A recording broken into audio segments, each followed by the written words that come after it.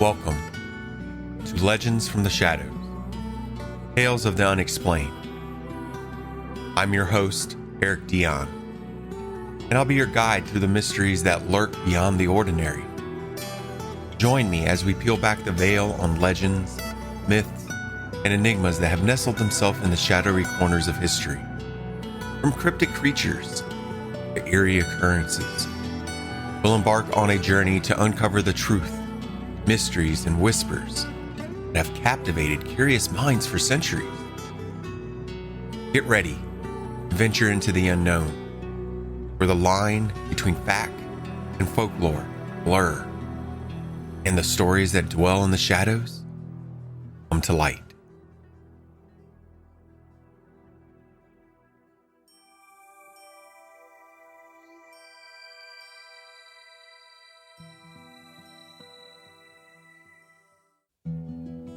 Greetings, curious listeners. Today we immerse ourselves in the mythical world of Slavic folklore to uncover the secrets surrounding the Bannik, a guardian spirit associated with bathhouses. Join me as we delve into the history, lore, alleged sightings, and the enduring significance of the Bannik in Slavic culture. So, the Bannik is a mystical figure from Slavic mythology. It's believed to inhabit bathhouses, overseeing these sacred spaces, protecting them, guarding them, just taking care of them. So bathhouses, for those that don't know or aren't familiar, are basically like what we have in modern day now, equivalent of saunas. But in these bathhouses, they would also use them as a place for women to give birth. They'd also use them as places to practice divination, based on their religion and their practices. So these enigmatic spirits have embodied both a protective and a mischievous aspect to them. They've weaved themselves into the tapestry of Slavic folklore as protectors and guardians. And with that, there comes a lot of different things. Now, I tried to do a lot of research on this and go really deep. But there's very, very little out there about the Bannik left, and that's crazy saying that, especially with the way the internet is nowadays. But let's go ahead and try to unravel the mystery surrounding the Bannik and its cultural significance. We'll start with a little bit of history here. So the origin of the Bannik traces back to ancient Slavic beliefs, where bathhouses held spiritual significance beyond their practical use for cleansing. The Bannik was seen as the guardian spirit of these spaces. He was revered and feared for its powers, and he was usually described as a small, naked old man with a long beard that just went down to the floor, and his body was usually covered in leaves, particularly birch leaves back then that were left over from the brooms that they used within the bathhouses. So there are reports that he was a shapeshifter. Sometimes he could appear as somebody locally in the village who, wasn't even there in the bathhouse. Other times it could have been a stone or even a broom. So you had these reports and these thoughts on that.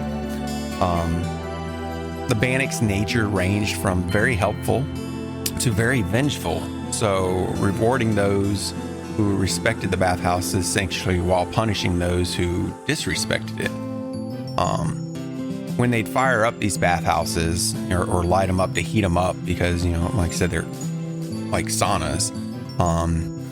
The third firing of the bathhouse, or the fourth firing, depending on the traditions that you would read into, was reserved for the Bannik. And so what that was is nobody else was allowed during that third or fourth firing of it. And it was said that the Bannik would basically invite other demons or forest spirits to share the bathhouse with him. And for that reason, there was no Christian imagery allowed, because it might offend the occupants of that. So, here it is, you have this Bannik inviting all his forest creatures or spirits or demons, whatever you want to view it as, into this bathhouse with him, so they could have their little gathering and clean, I guess, themselves off. And no Christian imagery or their religious imagery was allowed, because you didn't want to anger him, and you didn't want to offend his occupants or his guests during his time during there, because if you did, I guess before going to it, the number one rule is basically don't anger the Bannicks. Like, if the Bannick was disturbed by an intruder while washing, it was said that, and this comes on that vengeful side of things, that he might act out and pour boiling water over somebody or throw red hot rocks. There's even reports that he may steal children or start strangling individuals who offended him. So in all actuality, the wisest aspect to everything was just to respect him, and you had to do what you had to do. Now, bathhouses back then were very, what's the word I want to use here? Liminal or dirty spaces. The bathhouse was basically considered a dirty space among the Slavic peasants, and thus considered unclean in the end, because that's where you're washing away your filth, stuff like that. But it was also considered a place of spiritual danger.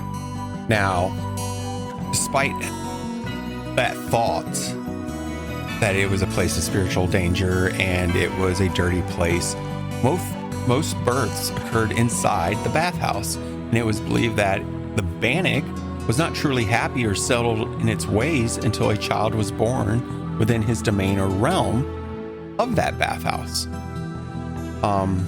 It was also thought that the Bannick had the ability to predict the future. The manner in which the Bannick reveals this information varies, with traditions and stories detailing its gentle touch or its scratching with its sharp claws.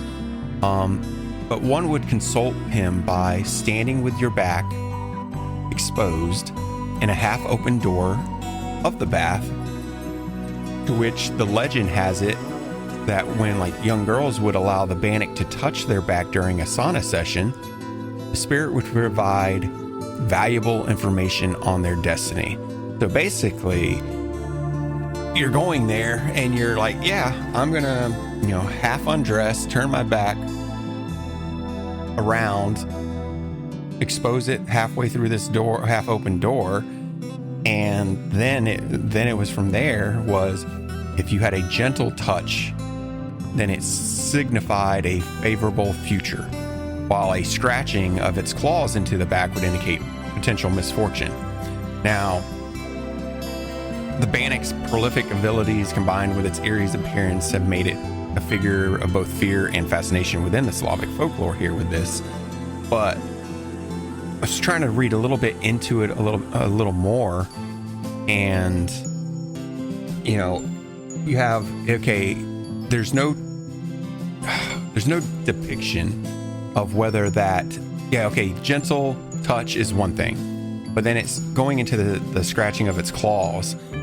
I can't find it, whether it's just a scratch of the claws going down, or is it a terrifying, vengeful scratch, bloodshed, oh my God, you've been scarred. I don't know. Like I said, there's very little information on Bannick out there to begin with. And a lot of the stuff is just repeat over and over. So it's trying to figure that out. But I'm sorry, I don't want to, if it's a vengeful scratch, of course, if you're getting scratched hard across your back, yeah, I'm going to say that you just got told your future that, there's misfortune. Yeah, there's misfortune that you have a scratch going across your back now, if you survived it.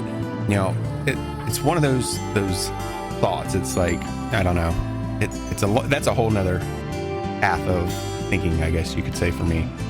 But there were several rituals that were performed in the bathhouses in order to keep the Bannick happy and peaceful. The most common occurred during the steaming or the firing, like I said earlier, that was reserved for the Bannick itself, or upon the closing of the Bannick for the night. There'd be offerings of fir branches, water and soap were usually left, capped also, I guess you could say, by formal thank you that the person would utter aloud. So you basically be like, thank you, Bannick, for this or for looking over us. There's a lot of aspects to it. The Bannick was often blamed, though, as well, for anything that went wrong within the bathhouse. So let's say the structure burned down, which back in those days, they really did burn down a lot. So whenever they would burn down, it was believed that the spirit had been affronted or offended in some way, and that he decided to burn the spot down. Was it the Bannick, or was it just poor construction, or lack of fire safety back then? There's no telling what it could be, but it was believed, like I said, that they had been affronted or offended in some way. So in order to appease the Bannick upon the rebuilding of the bathhouse, a black hen would be suffocated and then left unplucked and buried beneath the building's threshold. The people performing this ritual would end it by bowing and backing away from the threshold while reciting, I guess, whatever was the appropriate incantations for their time and area at that point. But it goes to show that it's, I'm not going to say superstition, because that's such the wrong word to use in this, but beliefs. And we still do it. We all hold on to our beliefs greatly. And so I can't knock anybody's belief. I try to stay very neutral, but firsthand, I grew up Catholic. So I see the beliefs within the churches and religions and everything. And I've studied religions to the point that we all have beliefs and we all have rituals, whether we believe it or not. The Catholic Church was great for it. The body of Christ, and all this stuff, and confessions, and the sign of the cross. We did things, and the Catholic Church still does things that are rituals when you break it down. But I'm not going to go down that path, because that's gonna lead to a tangent. So I just wanted to put it out there. But yeah, so the people performing these rituals would end it by bowing and backing away, and reciting incantations and hoping that this new bathhouse wouldn't burn down. Now, with the Bannick, like I've said earlier, the elusive nature of the Bannick makes its specific sightings rare, and all the research through folklore has offered some glimpses into the alleged counters, but nothing of solid record. Take the village tales, where short stories from rural communities would basically recount encounters with this mysterious figure in the bathhouse, believed to be the Bannick. So I want you to close your eyes, and I want you to picture in your mind and imagine, in the quiet heart of rural communities nestled amidst the sprawling landscapes, whispers of enigmatic encounters with a spectral presence echo through the village tales. Amidst the stream and the echoes of the bathhouse, locals speak of eerie incidents where a mysterious figure, believed to be the Bannick, materializes. These short stories are passed down through generations, weaving a tapestry of fascination and trepidation, depicting encounters with a spectral guardian dwelling within the steam-laden sanctuaries of the bathhouses. Some villagers speak of glimpses of an ethereal form, an aged figure whose presence embodies both reverence and caution, believed to watch over the rituals of cleansing with a gaze that pierces beyond the physical realm. As twilight descends upon the village, stories come alive in a flickering glow of hearths, captivating listeners with tales of whispers, warnings, and silent blessings by the unseen guardians of the bathhouses. These narratives, steeped in folklore and tradition, speak of the Bannick's dual nature, its benevolent protection of those who honor its sanctuary of the bath, and its wrath towards those who dare to respect or defile the sacred spaces. The village tales carry within them the essence of reverence for tradition, infusing each encounter with the Bannick with an aura of mystery and an unwavering respect for the spiritual connections woven into the rituals of the bathhouse. All right, if you're closing your eyes, you can go ahead and open them then. You also, like I said, there's not a lot of information out there. So it was it was really hard. There's some stuff that I put down in my notes that I really wanted to try to find out more on. But you also had stories from the bathhouse keepers, and legends have passed down by the bathhouse keeper describing encounters of a protective wrath. They would recount ominous episodes of wrathful warning where transgressions against the sacred space are met with ethereal retribution, to be basically a reminder that the spirit's guardianship and the importance of upholding ancient customs. So those tales were handed down through keepers to impart a sense of respect for the mystic connection between the Bannick and the revered domain of the bathhouses. Now, my problem with this is, just like with anything that involves any type of religion, okay, so you have these bathhouse keepers, and if they are of a religious aspect, well, just like with any religion, fear is a key component. Do this, and if you don't do this, this is going to happen. It's across the board with everything. I don't think I've really looked into a religion that doesn't have fear as a part of it out there. And again, I'm going off on a tangent where I don't need to be. So I have issues with the legends passed down, but just like with anything that's passed down, whether it's our history, and there's always going to be errors. There's going to be flaws. There's going to be mistellings. It's like the old telephone game where you pass one thing, and when it gets around, it's not the same thing it was before. But we have no way, because even in written history, we're human, and humans make errors. So yeah, I'll move on from that. But the most widely reports were through folklore accounts. You had depictions in traditional tales and songs, often symbolizing the Bannick's role as a guardian and enforcer of bathhouse rules.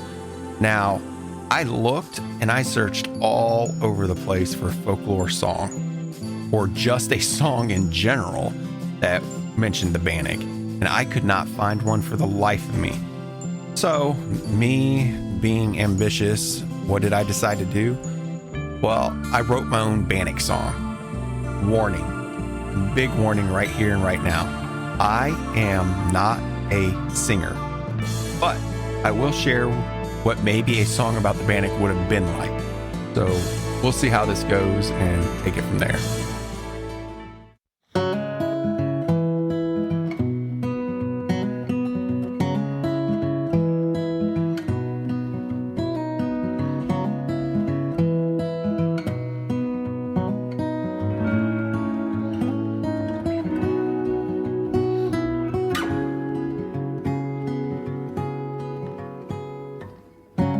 In the heart of the village, where tales find their birth, lies a spirit of old upon the steaming earth.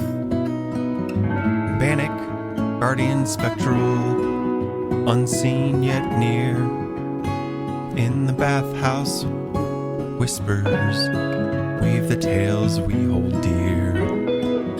Bannick, spirit veiled in steam, keepers of secrets and tales we glean, enforcer of rules, guardian's might, in folklore's embrace you dance in the night.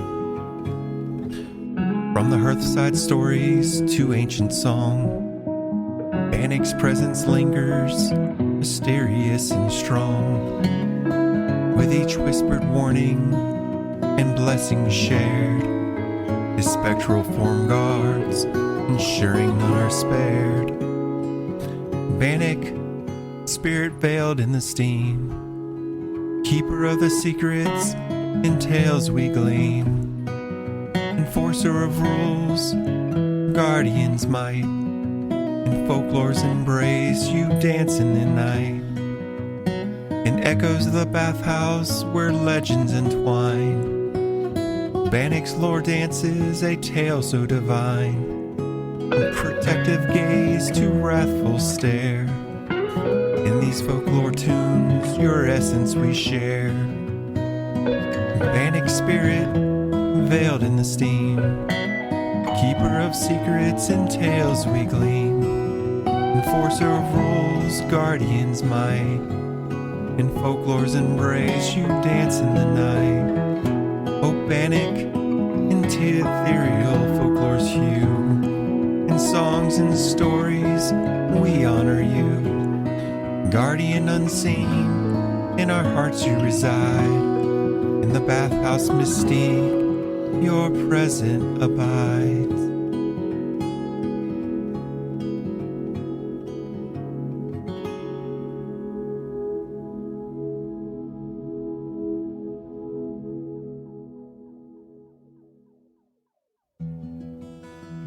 Okay, so now that I made a complete fool of myself and did that, like I said, I'm not a singer. I can write stuff out here and there, all that fun stuff, but oh well. Done and over with, and I'll probably keep it in the episode just because it's a lot easier just to keep something in than to move forward and try to edit it all out. But sorry for that. If I lost you, I lost you. If I didn't, hey, great. But don't judge me, because like I said, I gave you a warning. I am not a singer. Back to the Bannick. Songs, folklore, stuff like that. That's how a lot of stuff was passed down.